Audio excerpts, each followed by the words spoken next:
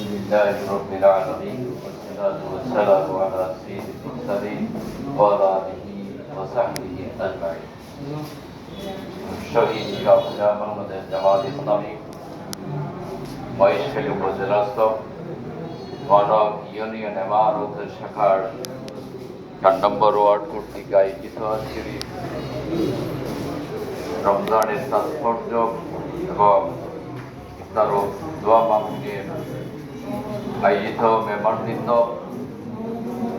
বাংলাদেশ জামাত ইসলামীর উপজেলা নায়েবে আমির, জেলা সহশাখার দায়িত্বশীল এবং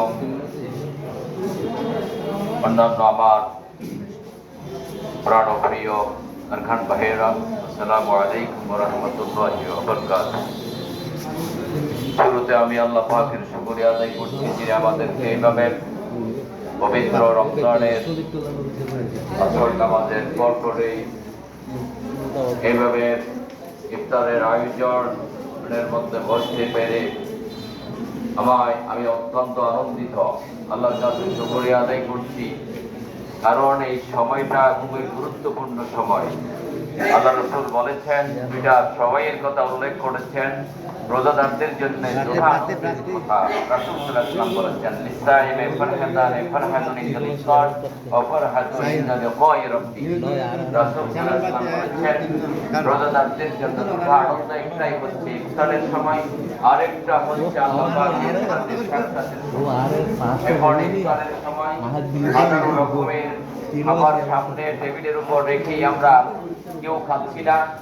কেন খাচ্ছি না? আল্লাহ পাক ফেরেশতাদের কাছে প্রশ্ন করে যে ফেরেশতারা কেন খাচ্ছে না? আমার এই যে মহেশখালী উপজেলার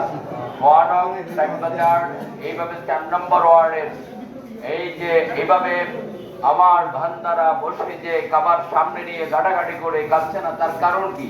ফেরেশতারা জবাব দিয়েছেন যে আল্লাহ পাক শুধুমাত্র তোমাকেই ভয় করে। কেন আমাকে ভয় করে? আমাকে তো তারা দেখলো না, যে জাহান্নাম দেখিনি, জান্নাত দেখিনি, কেন আমাকে ভয় করে? যে যদি ভয় করে থাকে তাইলে ফেরেশতারা তোমরা সাক্ষী থাকো, আমি তাদের রোজাদারদের সমস্ত গুনাহ, আজকে যারা বসে আছে সমস্ত গুনাহ আমি মাফ করে দিলাম, আলহামদুলিল্লাহ। এটাই হচ্ছে এই জন্য আনন্দের সময়, আনন্দের কথা। আরেকটা আল্লাহ পাকের সাথে সাক্ষাতের সময়। আমরা আল্লাহকে কখনো দেখি নাই, দেখবো না দুনিয়াতে, পরকালেই দেখবো। একজন নবী বারবার দেখার চেষ্টা করেছিলেন, যিনি হযরত মূসা আলাইহিস সালাম।